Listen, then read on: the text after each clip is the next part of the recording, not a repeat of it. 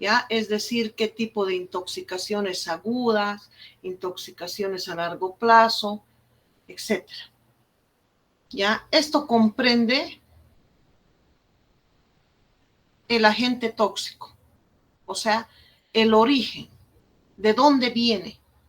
Estamos hablando en forma general lo que es la toxicología, chicos, para luego entrar y hacer una historia, una línea de tiempo, ya de dónde empieza todo. A un inicio estamos hablando de lo que es la toxicología, ¿no? Que es una ciencia que estudia los tóxicos y las intoxicaciones. Entonces, en el año nosotros tenemos que ir tóxico por tóxico. Asimismo, estudia el agente tóxico, es decir, cuál es ese tóxico, de dónde viene el origen, qué propiedades tiene. Dentro de las propiedades físico-químicas importantísimas, súper importante. ¿Por qué? Porque cuando nosotros queremos ir a identificar un tóxico, lo primero que tenemos que saber son sus propiedades físico-químicas. Si son solubles, son insolubles, con qué tipo de compuestos, porque para nosotros, para identificar un tóxico, tenemos que hacer extracciones, chicos. Y en las extracciones tenemos que utilizar solventes orgánicos. Esos solventes orgánicos tenemos que saber, por eso les digo las propiedades físico-químicas, porque para poder emplear el solvente orgánico, tenemos que saber afín a qué es. Cada tóxico se utiliza diferentes solventes orgánicos para cada tóxico. Es muy importante las propiedades físico-químicas. Además que cuando un tóxico ingresa ya por cualquiera de las vías, puede ser la vía cutánea, puede ser la vía respiratoria, la vía digestiva. Una vez que ingresa al organismo, tenemos que saber de ese tóxico su pKa. Es muy importante dentro de un tratamiento para poder convertir, porque muchos tóxicos ingresando al organismo se biotransforman y se encuentran bajo formas ionizadas y formas no ionizadas. ¿Ya? Entonces nosotros tenemos que vamos a hacer en toxicocinética de cada tóxico, dónde se absorbe. Si está ingresando por el tubo digestivo ¿dónde empieza el tubo digestivo? En la boca, ¿no es cierto? Y termina en el ano. Entonces, cada porción del tubo digestivo tiene diferente comportamiento frente al tóxico. Hay tóxicos que en algunos lugares no se absorben y en otros sí. Entonces, cuando entremos a cada tóxico, tenemos que hacer nosotros a través de la ley de Fick unos ejercicios para poder saber si ese tóxico en qué lugar de todo el tubo digestivo se absorbe, para poder bloquear en esos lugares, pero eso está dentro de su tratamiento donde utilizan los médicos toxicólogos, y cambiar la forma para que no se absorba y sea eliminado por la orina. Evidentemente hay tóxicos que se eliminan por todas las vías, absolutamente por todas las vías. Uno de ellos es el alcohol. Se elimina por todas las vías. ¿Ya? Pero siempre la vía mayoritaria de eliminación, ¿cuál será, chicos?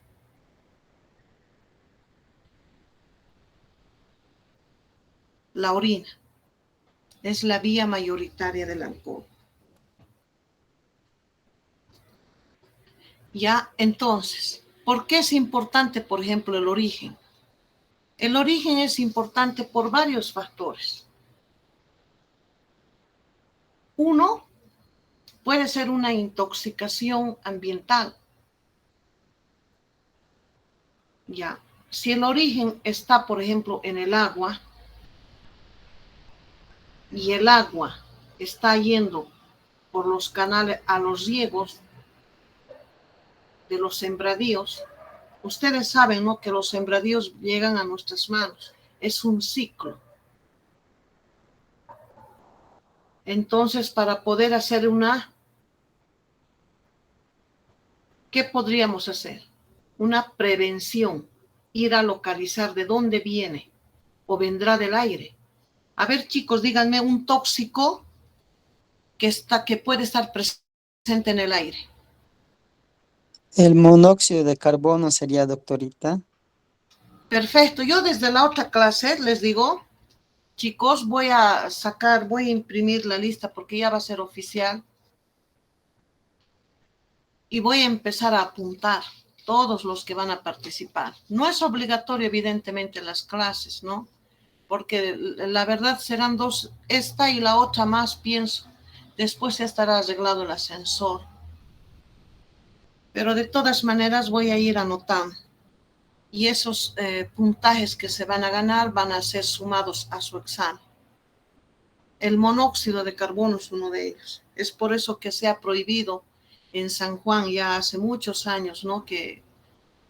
Porque antes tenían la costumbre de hacer fogatas, lanzar cohetes. Entonces es muy importante también para dentro de la toxicología ambiental ver de dónde está. Por ejemplo, en el agua, ¿por qué podría estar presente? Alguien me dice, ¿por qué podría estar presente en el agua? Deshiego, por ejemplo. Doctorita, Por las fábricas, doctora, una podría ser. minería cerca puede haber Un también poco más fuerte, creo que esto está mal. Si hay alguna minería cerca, puede llegar a haber tóxicos en el agua por los desechos al limpiar los metales. Esto pasa Exacto, voy a cerrar un ratito mi ventana. Ya, los ruidos del auto. Por ejemplo, hace muchos años se habían hecho un trabajo en el Chapar, exactamente no sé, porque yo no participé. Ya les hablo de unos 10 años atrás, cuando usted estaba en colegio. Ah, sí, fue en Bulo Bulo, creo. Los de medicina hicieron un trabajo donde una fábrica botaba sus desechos hacia el río. Entonces han ido, las autoridades de allá han llamado, ¿no?, muchas veces llaman a las universidades. Les digo, no siempre es que van a un laboratorio, etcétera. Quieren que las universidades, digamos, participen en esto. Por ejemplo, el año pasado, el 24 creo que era, ¿se acuerdan a principios de año que había unos niños en el Colegio Alemán Santa María que se habían colocado en sus muñecas unos brazaletes fosforescentes? Salió en la tele, todo, no sé si han visto, que se han intoxicado, cada niño se caía y se caía, todos tenían el brazalete. Aquí en Cochabamba. Bueno, pero al final, ya algunas autoridades siempre piden ayuda de las universidades, porque las universidades hacen no solamente van al lugar de origen y ven, sino también hacen las pruebas científicas, ¿no? Aquella vez llamaron a la universidad, específicamente a medicina, tomaron muestra patrón del río, de la fábrica, y identificaron, encontraron plomo en grandes cantidades. De ahí que ya a través de las autoridades se ha podido a la fábrica, aparte de multar y de todo, ya ponerle, ¿no?, cláusulas de que no debe botar sus desechos hacia el agua. Pero eso se ha hecho, no participó la facultad, pienso, porque se necesitaba espectrofotometría de absorción atómica, que son para metales pesados, ¿no? Entonces, también otra forma, digamos, de que el tóxico esté en el agua sería a través de los plaguicidas, ¿no? Que toda la zona agrícola siempre va a ir a utilizar estos plaguicidas, especialmente los organofosforados carbamatos. Claro que también a la par están los herbicidas, como el paraquat, ¿no? Pero estadísticamente la parte de epidemiología de sedes con el doctor Peñafiel han investigado y la mayoría de los agricultores que utilizan son organofosforados carbamatos. Ya, entonces muchas veces también en este caso de los plaguicidas, por ejemplo, las autoridades no hacen nada, no hacen una inspección, no verifican, no velan por la seguridad de los mismos agricultores, no les capacitan y etcétera, ¿no? Entonces muchas veces compran ellos un envase con estos plaguicidas y ¿dónde desecharán? ¿Dónde desechan? Lo más probable es al río, doctora. Sí, en una tesis que hicieron los de medicina también en Omereque, la población dijo que estaban reutilizando inclusive, pero les hablo también de hace muchos años, ¿no? Que estaban reutilizando los envases, lo lavaban en el río para volver a utilizar, imagínense. Y ese trabajo se hizo a raíz de que en ese lugar de Omereque habían dos partos con malformaciones congénitas. Ya investigando todo allá, las mujeres embarazadas, algunos, no todos, ¿no? Algunas ayudaban a los maridos a fumigar. Entonces, cuando llevemos plaguicidas también hay un grupo, ¿no? Que va a exponer. Ya tienen, Pamela, no sé si estás aquí, ya tienen, el grupo ya está con gente de plaguicidas. De plaguicidas hay algunos miembros, sí, doctora. Como le digo, son los rezagados que no pudieron asistir a clase. Ellos, hay como unas 10 a 15 personas, doctora. Ah, Ahí ya, hay que menos rellenar mal. con los Menos restantes, sí, mal que doctora. ya. Sí, doctorita. Sí, entonces el origen, propiedades, su mecanismo de acción. Importante el mecanismo de acción. ¿Por qué es importante un mecanismo de acción? Quiere decir de qué manera está haciendo sus efectos lesivos el tóxico que ha ingresado al organismo, de qué manera está actuando. Cada tóxico tiene diferente mecanismo de acción. Por ejemplo, hay tóxicos que cuando ingresan al organismo se unen a las proteínas plasmáticas, específicamente a la albúmina. Entonces, ¿qué se llamaría? Se llamaría tóxico ligado. ¿Por qué? Porque está unido. Y hay otros tóxicos que ingresando al organismo no se unen a las proteínas plasmáticas. Entonces es un tóxico libre. ¿Cuál de los dos creen ustedes que es más lesivo, más dañino?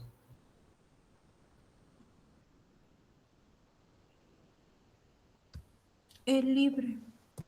El tóxico libre, porque al estar libre sigue haciendo su efecto lesivo. Ese es un punto, otro punto del mecanismo de acción. Un tóxico que ingresado al organismo por cualquiera de las vías, ya se puede biotransformar en un metabolito o en varios metabolitos. Entonces, la importancia para nosotros que identificamos, ¿cuál sería? Si fuera varios metabolitos, tenemos nosotros que saber qué metabolito vamos a buscar. Un ejemplo de la cocaína. Ingresado al organismo se biotransforma en varios metabolitos.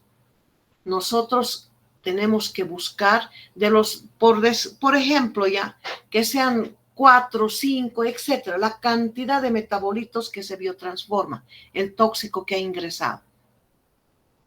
En esa cantidad de metabolitos que se biotransforma el tóxico que ha ingresado, quiero que entiendan bien esto, ¿cuál busco? Porque entre esos metabolitos hay algunos que son tóxicos y otros que son atóxicos, es decir, que no son dañinos. Pero entre los que son tóxicos, ¿cuál buscaría? el que se encuentra en mayor porcentaje. Ese es el que voy a buscar. Sin embargo, cuando un tóxico ingresa por cualquiera de las vías e ingresa al organismo, hay algunos tóxicos que no se biotransforman. Es decir, ingresa un compuesto. Cuando ingresa un tóxico, tiene un compuesto, ¿no es cierto? Ingresa un compuesto químico y se elimina el mismo. No se biotransforma en metabolitos. Se excreta tal cual. Por ejemplo, el paraquat. Entonces, cuando yo esté dentro de toxicología forense, porque mi materia se va a dividir en 3. La primera parte para el primer parcial y parte del segundo va a ser toxicología clínica. Después entramos a toxicología forense. En toxicología forense hacemos extracciones. Tenemos que saber qué vamos a buscar. ¿Ya?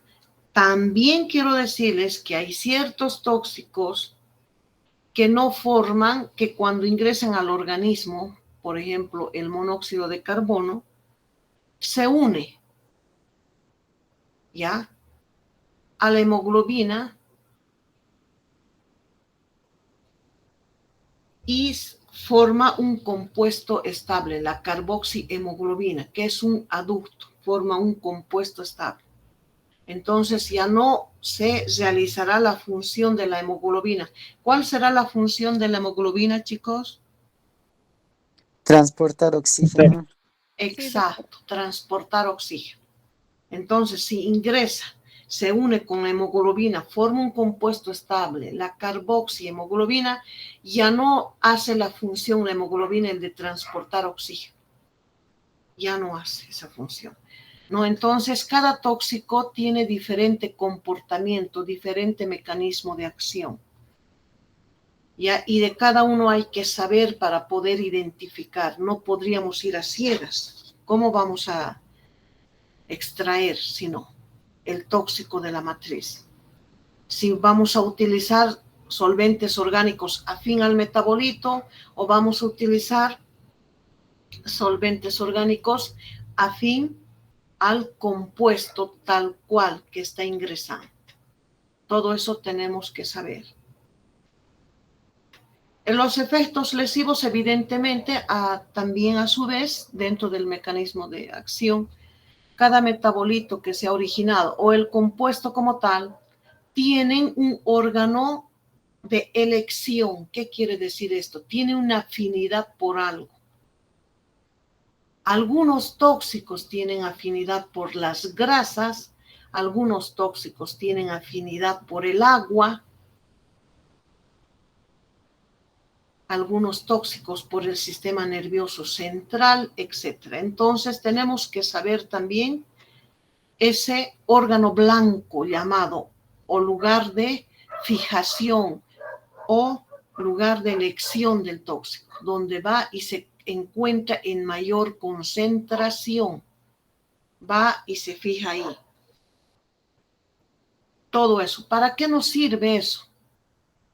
Cuando estemos en toxicología forense, muchas veces en las autopsias, si ustedes se dedican al área de toxicología, cuando se realiza una autopsia o podría ser también una necropsia, los médicos forenses les dicen a usted qué tipo de órgano, porque ya no hay sangre. Si es una necropsia especialmente, no hay sangre. En una autopsia sí, ¿ya? Pero si es una necropsia, entonces les van a preguntar qué tipo de órgano quieren. Y ustedes tendrán que pedir según su mecanismo de acción, dónde será su lugar de fijación o su órgano blanco, llamado también, del tóxico. Mucho cuidado, Cuidado que pidan, por ejemplo, cerebro. ¿Por qué les digo cerebro? El cerebro es una masa encefálica excelente es cuando el cadáver está en putrefacción. Excelente, no entra la putrefacción por la calota craneana, la meninge que cubre. Lo que pasa cuando de 1 año, 2 años se abre la calota craneana, se ve la deshidratación de la masa encefálica. Asimismo, también el humor vítreo. Es difícil que entre en putrefacción. Son lugares donde son muestras de elección muchas veces, pero hay que saber si el tóxico afecta al sistema nervioso central. Quizás no afecta. Entonces, ¿cómo puedo pedir yo masa encefálica? Voy a sacar negativo. Sería un falso negativo.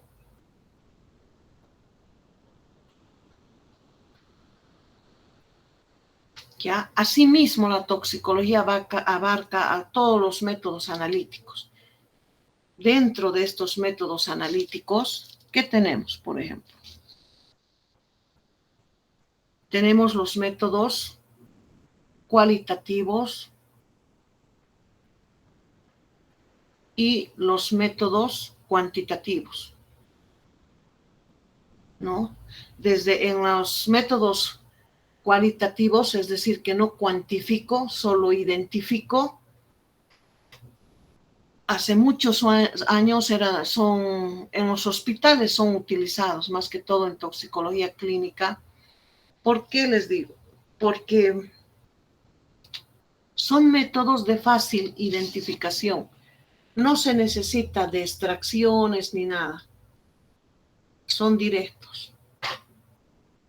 ¿Y cómo puedo, si hay un intoxicado, por ejemplo, que ingresa a un hospital? Porque aquí son pacientes, porque estamos hablando ahorita de intoxicación clínica.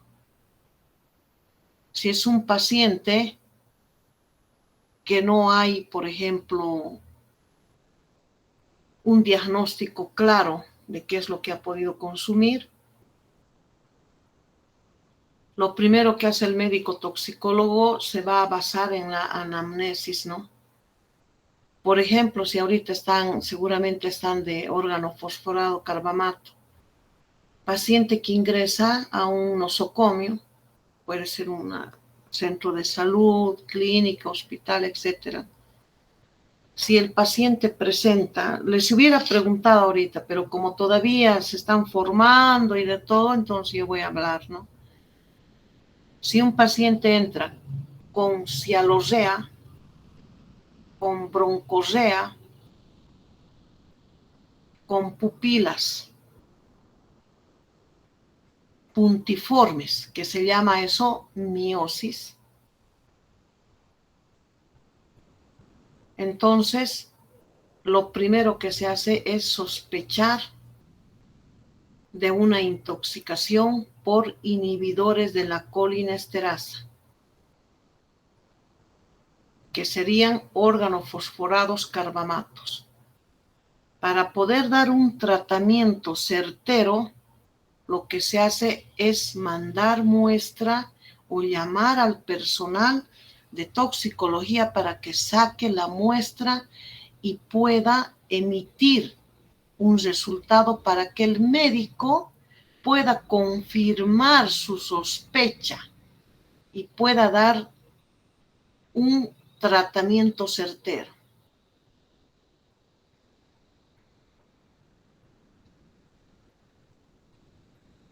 ¿Ya?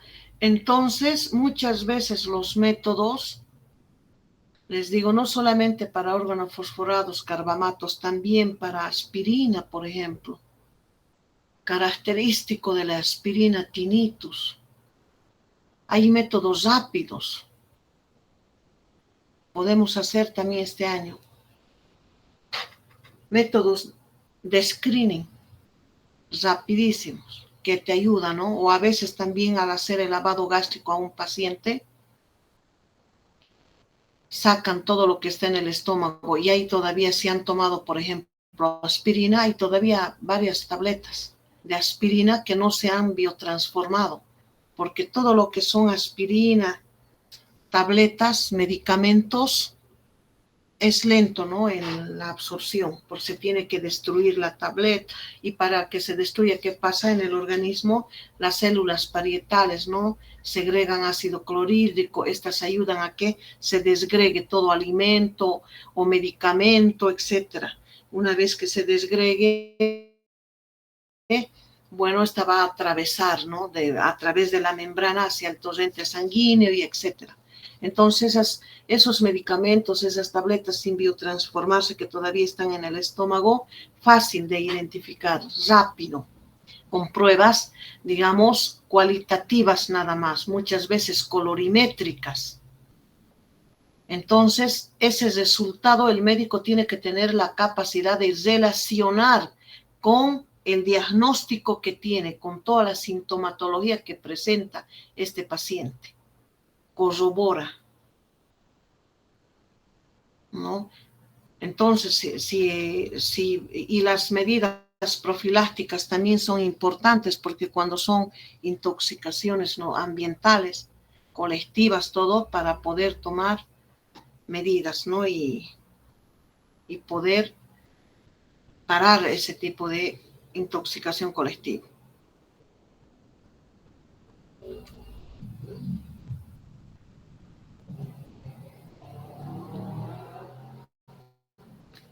Ya, entonces, entrando ya a la toxicología antigua, en la antigüedad, ¿de dónde viene? Porque toxicología, decían en Grecia, ¿no?, que significa arco y flecha, en la antigüedad.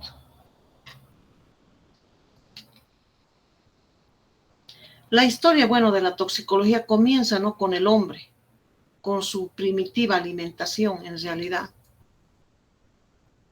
Al observar inclusive que ciertos frutos, porque antiguamente, bueno, habían frutos, habían animales, había el hombre, ellos observaban que ciertos frutos producían la muerte en los animales que comían, y también en ellos mismos, en el hombre, ¿no? Entonces ellos ya se daban cuenta que esos frutos causaban la muerte, y ahí surge, ¿no?, la primera aplicación, que sería su empleo como arma de caza. Decían, si esto mata, entonces utilizaré para matar. De ahí que viene, ¿no?, el nombre de toxicología, del griego toxicón, arco, flecha. ¿Ya? Esto en la antigüedad, donde empieza. En Egipto, por ejemplo, en Egipto los sacerdotes eran los conocedores de los venenos, los sacerdotes. Especialmente la acción, ellos lo que utilizaban, manejaban venenos vegetales y venenos animales. Dentro de los venenos vegetales utilizaban bastante la cicuta y el acónito.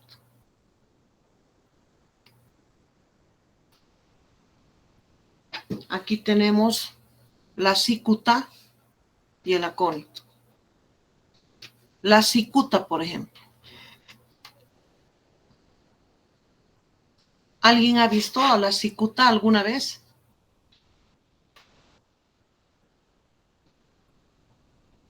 Llamado también falso perejil.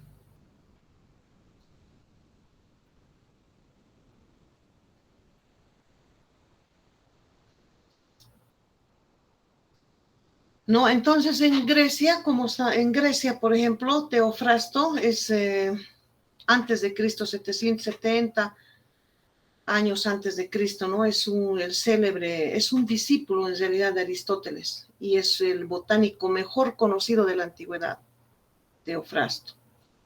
Ha descrito las plantas, ¿no?, de su tiempo, y señaló también algunas venenosas. Ha hecho investigaciones respecto a las plantas, este discípulo de Aristóteles, y ha fundado en su maestro Aristóteles, y ha descrito a la cicuta y al acónito. Esta clase lo vamos a ver nosotros a la cicuta. ¿Qué les parece la cicuta, Pedro? Se parece mucho al perejil, doctora. Exacto. Por eso se le llama falso perejil.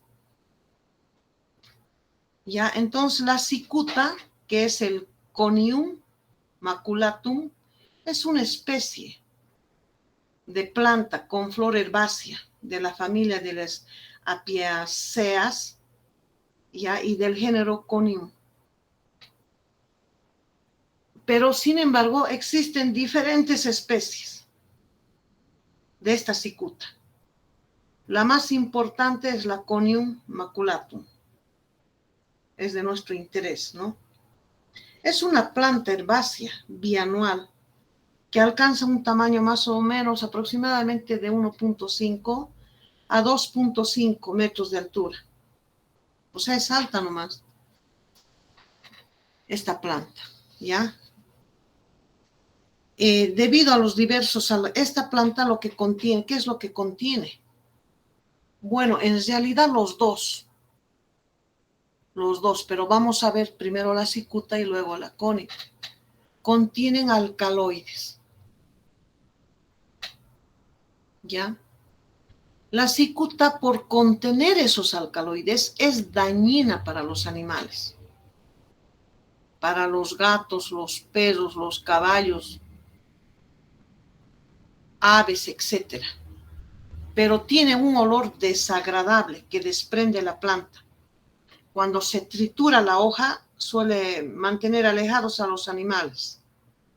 Sin embargo, los animales hambrientos que comen esta planta, entonces les provoca síntomas de hiperactividad anormal, convulsiones, espasmos, parálisis, dolor abdominal, vómitos y diarrea, si la cantidad que han consumido no es mucha, ¿no? Porque si la cantidad que han consumido es de aproximadamente de 50 a 100 miligramos, entonces les va a causar la muerte. Para los animales, la dosis para animales, miligramos. Ya, entonces, debido a su alta toxicidad, esta cicuta provoca intoxicaciones también en humanos. Cuando se consume, ¿qué pasaría si, digamos, consume una vaca en cantidades inferiores a la letal? Ya, si consume en cantidades inferiores, entonces el tóxico va a estar en la carne, ¿no?, de los animales que han ingerido. Y a través de los animales van a llegar a nuestro organismo. Eso pasaba con un tóxico con los órganos clorados. En un estudio que ha hecho Enlace hace muchos años, por ejemplo, cuando plantan, los que se dedican a la agricultura, tienen que hacer descansar su parcela. Plantan, digamos, papa, puede ser que hayan plantado, después habas, tienen que hacer descansar. Entonces muchos hacen descansar poniendo plantas forrajeras, entre ellos el alfa. Estos organoclorados no se biodegradan. O sea, si fumigan con eso, por ejemplo, la papa o lo que hayan plantado, va a continuar. Van a sembrar la planta forrajera, va a seguir. No se biodegrada. No se inactiva, porque hay algunos plaguicidas, chicos, que cuando llega a la tierra, por ejemplo el paraquat, llega a la tierra y se inactiva. ¿Ya? Pero con estos organoclorados, que son súper cancerígenos, no se biodegrada, no se inactiva, nada. Sigue. Entonces es un ciclo, ¿no? Es un ciclo. Las vacas van, comen el alfa y las personas sacan leche y de paso este tóxico, los organoclorados tienen afinidad por las grasas y la leche es rica en lípidos, es decir, grasa. Las personas sacan leche, llega a nosotros, a nuestro organismo y todo un ciclo.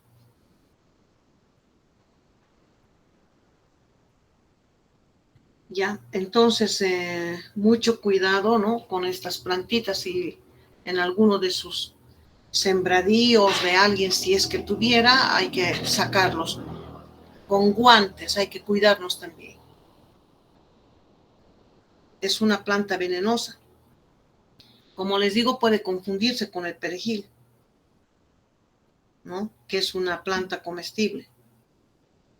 Su tallo, por ejemplo, de la cicuta, tiene un tallo hueco, estriado y manchado de rojo, a veces púrpura en la base. Su tallo, ¿no? Un poquito describiendo.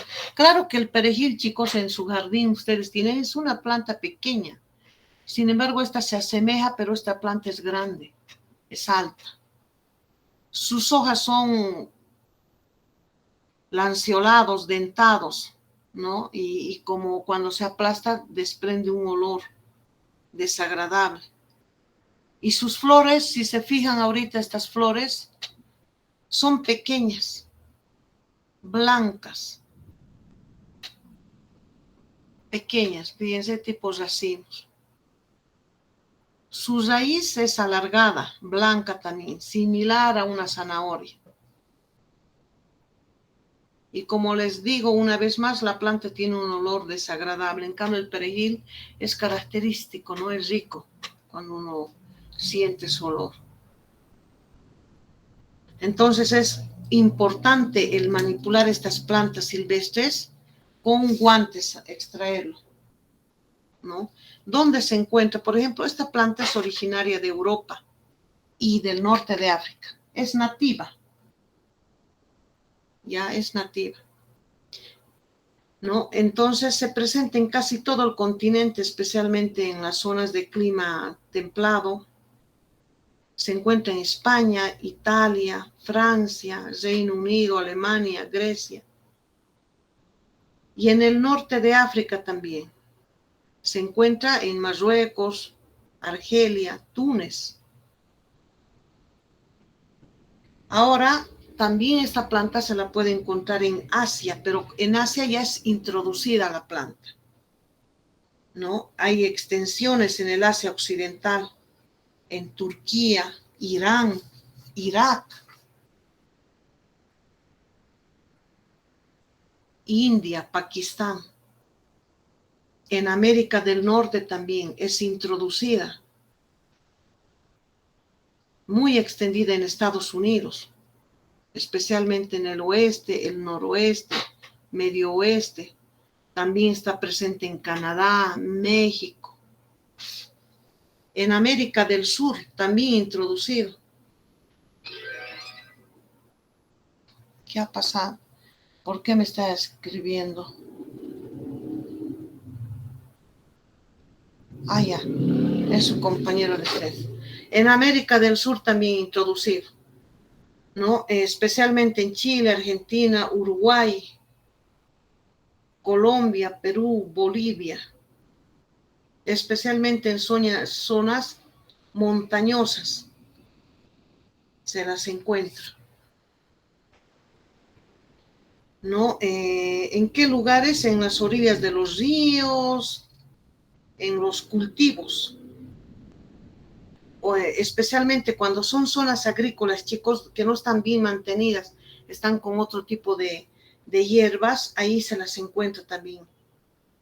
Es por eso otros utilizan el paraquat, excelente para las malas hierbas, ¿no? Ya le estuviera atacando a esta planta. En las zanjas, en las acequias, en los arroyos, en todo eso se les encuentra. Hay que tener mucho cuidado. ¿Ya? El mecanismo de acción de la cicuta es importante, chicos. ¿Ya? Primero, la planta de la cicuta contiene 8 tipos de alcaloides. Piperidínicos, chicos, que son sustancias químicas tóxicas, de los cuales los más abundantes y peligrosos son la coniina. Esta coniina también se la conoce antiguamente, ¿no? Se la conocía como cicutina, conicina o cicutoxina, se la conocía. ¿Ya? Esta coniina, carbono 8, hidrógeno 17 y nitrógeno, es el principal compuesto activo y es el más tóxico. Actúa bloqueando los canales de sodio en las neuronas y de esa manera interfiere, ¿no?, en la transmisión sináptica. Se comporta como un antagonista de los receptores nicotínicos, afectando especialmente al sistema nervioso periférico.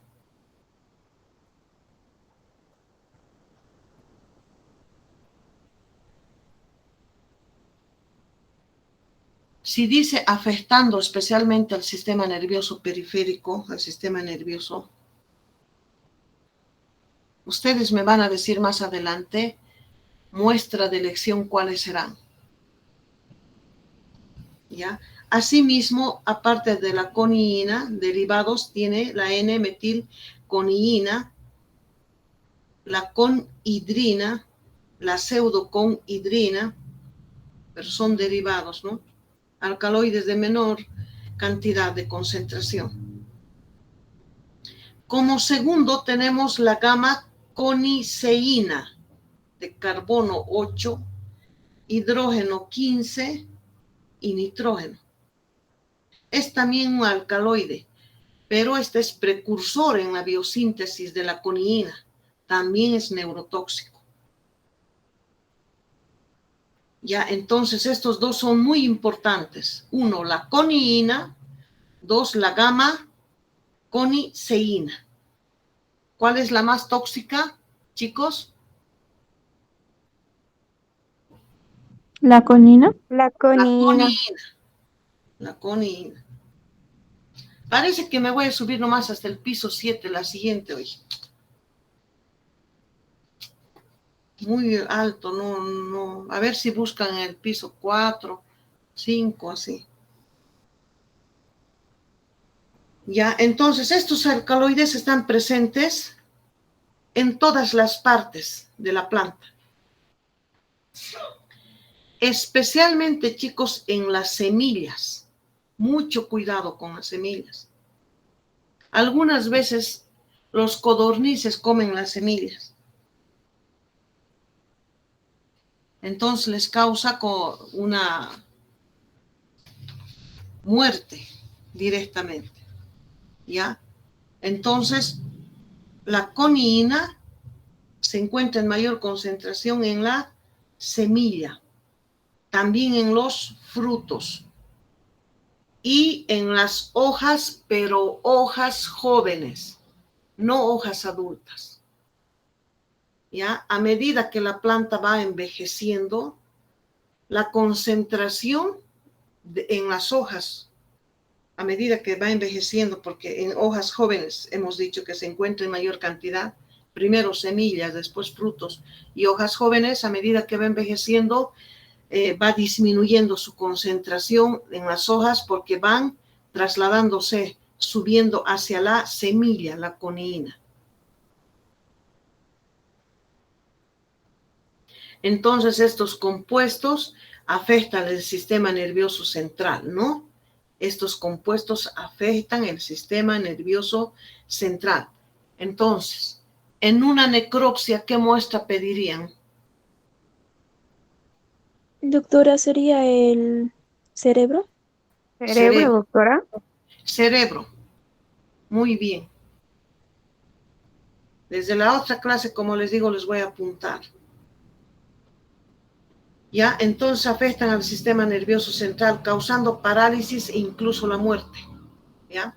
Estos alcaloides se absorben rápidamente por la vía gastrointestinal y comienzan a hacer efecto ¿en qué tiempo? Imagínense 15 minutos a 1 hora después de la ingestión. Se distribuye en el sistema nervioso central y periférico y su acción donde finaliza con una parálisis respiratoria. Es por eso que en algunos casos, cuando no han sido atendidos a tiempo, hasta se les hace traqueotomía para que puedan respirar. Si la dosis es letal, ¿no?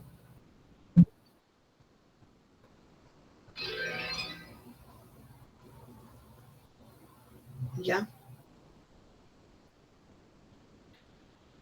La dosis, ¿cuál es? La dosis letal. La dosis letal o la dosis mortal es de 200 a 500 miligramos.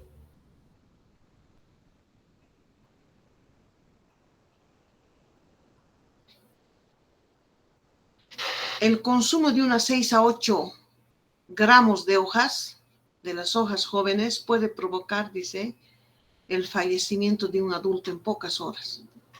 Como les digo, desde 15 minutos a 1 hora ya está en el sistema nervioso, ya ingresa ya se absorbe hacia el torrente sanguíneo. Normalmente, chicos, ya, esto es en fisiología, la acetilcolina liberada por la neurona presináptica se une a esto va a manejar los órganos fosforados, carbamatos, muy bien esta parte, pero no con la cicuta, sino cuando hable de el mismo tóxico que ingresa, de qué manera afecta a la acetilcolina, ¿ya? Y la colinesterasa.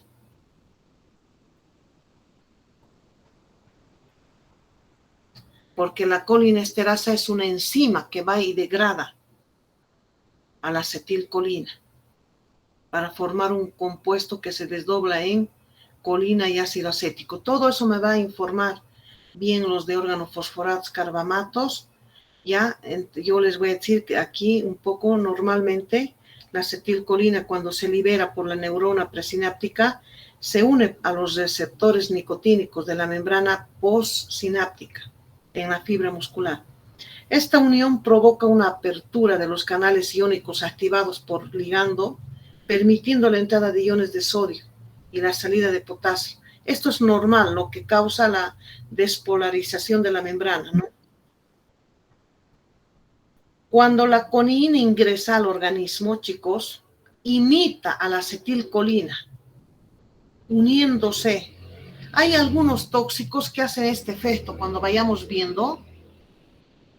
A veces tienen su estructura química similar a la colinesterasa inclusive y ingresan de esa manera.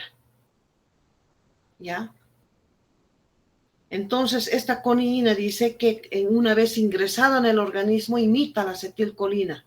Se une a estos mismos receptores, pero lo hace de forma más sostenida y no regulada, provocando su activación constante. Esta estimulación crónica lleva rápidamente a una desensibilización de los receptores nicotínicos, haciéndolos inactivos y no funcionales.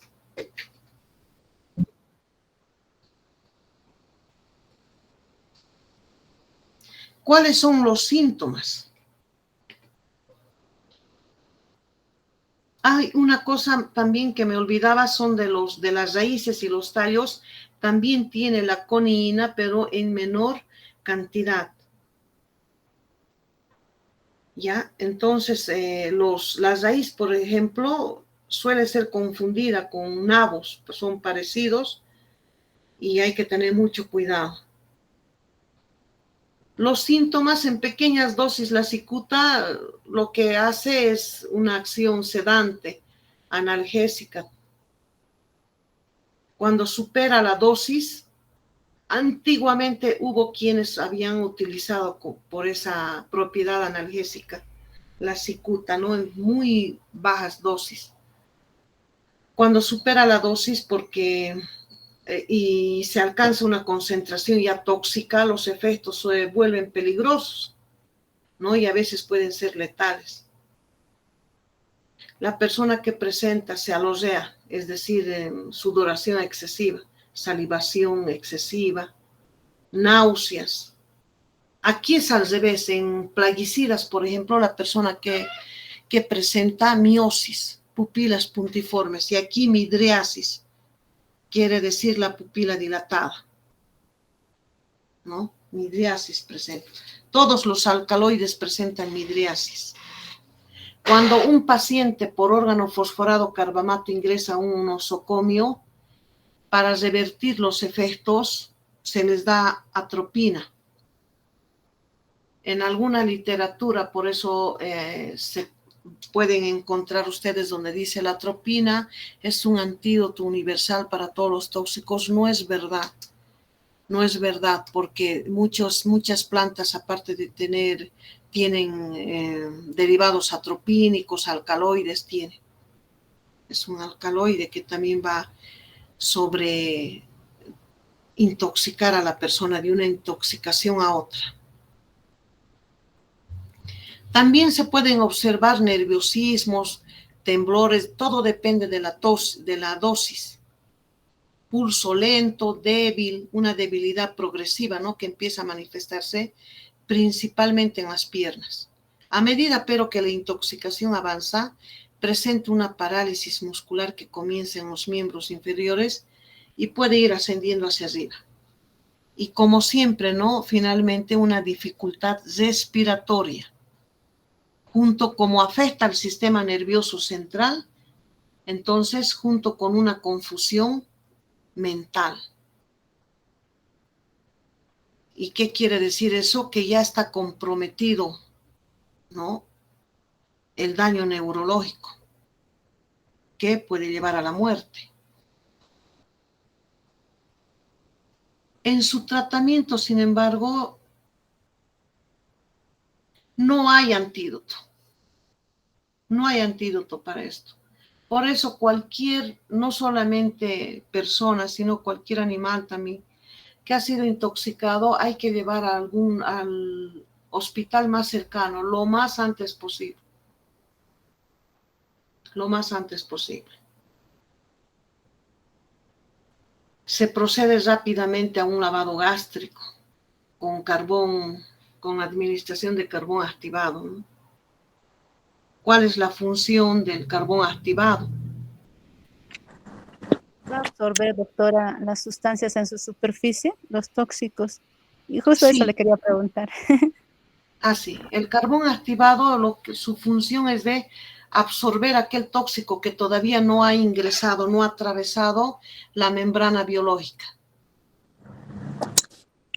Entonces lo atrapa. Y con el lavado gástrico y la aspiración gástrica se lo elimina, ¿no? Y la cantidad del carbón activado es 1 gramo kilopeso. Aproximadamente al paciente se le calcula, porque ese momento, como está intoxicado, no lo van a llevar a una balanza, hacerlo parar, muchas veces puede estar en coma toxicológico. Entonces, una aproximación.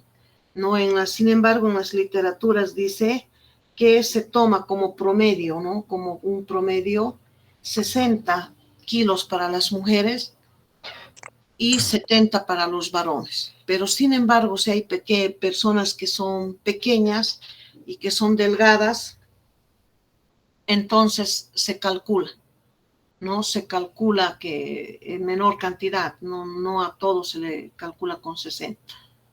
Y se hacen varios lavados con agua destilada, en agua destilada el carbón activado, 1 gramo kilopeso.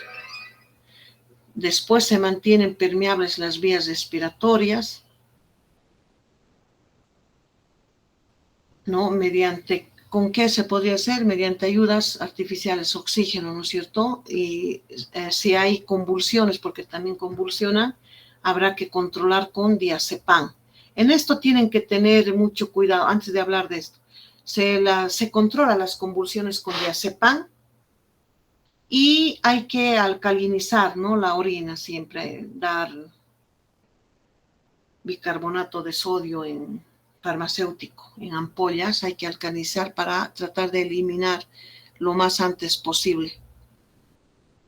El control de las convulsiones con diazepam, cuando ustedes reciben, no solamente de esto, de cualquier tipo de intoxicación, muchas veces las muestras les llevan o ustedes toman, ya sea cualquiera de las muestras que puede ser orina.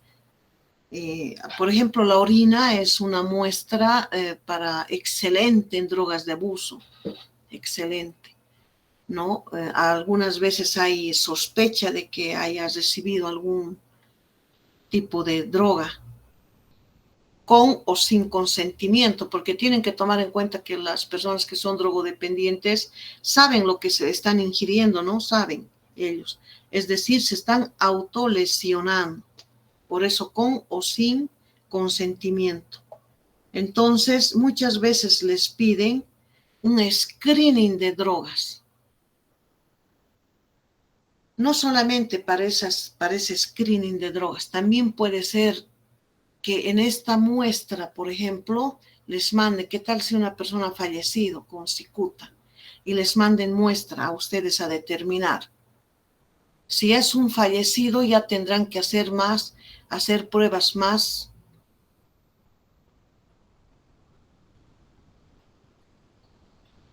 que chicos.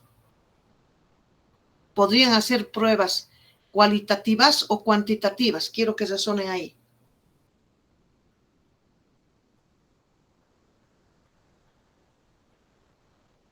Si una persona ha fallecido con cicuta, podrían hacer pruebas cualitativas o cuantitativas. Cuantitativas, doctora. Cuantitativas, yo creo. Cuantitativas, doctora. Cuantitativas. Más específico tiene que ser el resultado. ¿Qué quiere decir? La cantidad, medir para saber si esa cantidad es la causa de fallecimiento, porque muchas veces se ven frente a dos tóxicos ustedes. Porque miren, si ustedes hicieran una cualitativa, ¿qué van a encontrar? Alcaloides, ¿no es cierto? Pero también van a encontrar hipnosedantes.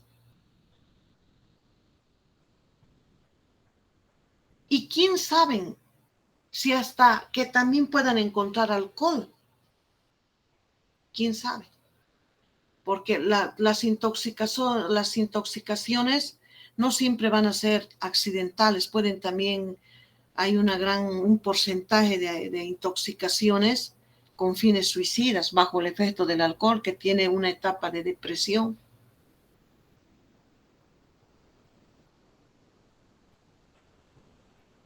Entonces, mucho cuidado en eso. ¿Por qué? Porque se ven frente a 2 o a 3 tóxicos. Pero por eso les digo, tiene que ser más exacta, más científica, en otras palabras, más precisa. ¿Por qué? Porque tienen que ir a cuantificar uno por uno para saber, por ejemplo, de las benzodiazepinas, para saber, es porque el diazepam es una benzodiazepina. Si esta cantidad encontrada en su organismo de esta benzodiazepina es una cantidad terapéutica o es una cantidad tóxica.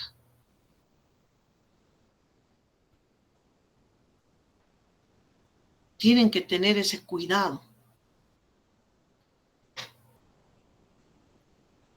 Lo propio del alcohol. Será una cantidad tóxica, no tóxica, pero no letal del alcohol. O será una cantidad ya letal. Entonces, aquí se ven frente a 3 tóxicos y cada uno tiene que ser cuantificado exactamente, preciso, más preciso. ¿Con qué equipo sería para hacer esa precisión? Espectrofotómetro de absorción atómica. No, imposible. El espectrofotómetro de absorción atómica solamente es para cuantificar metales pesados. Para alcaloides, organofosforados y carbamatos y benzodiazepinas, cromatógrafo de gases con espectrometría de masa. Para alcohol, cromatógrafo de gases, nada más. Es otro equipo. Ya cuando hablemos de alcohol les voy a explicar. O sea, por separado. En un equipo es de cromatografía. O sea, el cromatógrafo de gases conectado, acoplado a masa, en otras palabras, podemos hacer correr el extracto que he sacado para cicuta, para este cicuta, si estoy buscando cicuta, es decir, a la conina, puedo hacer correr también para las benzodiazepinas, organofosforado carbamato, para todos esos. Y más, a medida que avancemos vamos a seguir hablando. Acónito y todo. Solo para alcohol es otro cromatógrafo de gases, que les voy a mostrar hasta la foto. ¿Por qué? Porque para hacer alcohol en gases es diferente, solo hace alcoholemias porque tiene un feed especial y la temperatura también llega hasta 70 grados al punto de ebullición del alcohol para poder extraer de la matriz, y esto hace en sangre entera, es diferente. A medida que vayamos avanzando, vamos a ir viendo. ¿Ha quedado claro? Cromatógrafo de gases con espectrometría de masa para cicuta y acónito. Y tienen que tener cuidado también cuando hagan, por ejemplo, les pidan un barrido, un screening de varias drogas, no poner ahí positivo para benzo. Cuidado, van a pensar que esa persona ha ingresado. Tienen que tener mucho cuidado en la interpretación, en la emisión del resultado. Tendrán que poner en observaciones, ¿no? Que dentro de su tratamiento verificar si ha recibido derivados benzodiazepínicos. Hay que tener cuidado. Hay que saber diferenciar. Por eso es mucho mejor hacer en gases, cuantificar, ¿no? Hay que diferenciar la dosis terapéutica de la dosis tóxica.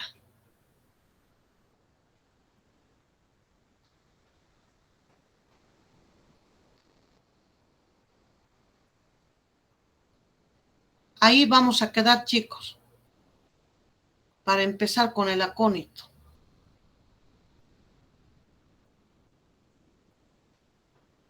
Vamos a hacer acónito, ricino, la otra clase.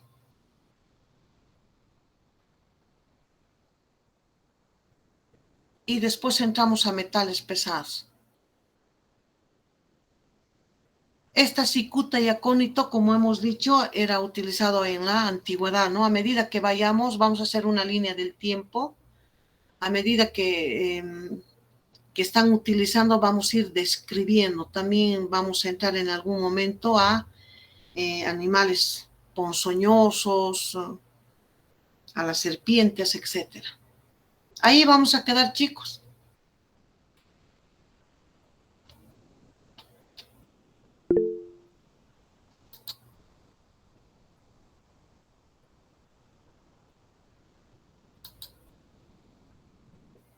Doctorita. Sí. Buenas noches, doctorita. Estaba viendo las listas que mandó Williams a nuestro grupo y mi persona está en 2 grupos y usted me puso en el grupo de cocaína. Ah, no te creo. A ver. Sí, doctorita, estoy en marihuana más y mi grupo es cocaína. ¿Qué te llamas? Garcés Obando Nicolé. Y en el grupo de marihuana está primero mi nombre, con Nicolé Garcés Obando. A ver, espérame, creo que por aquí tengo un borrador.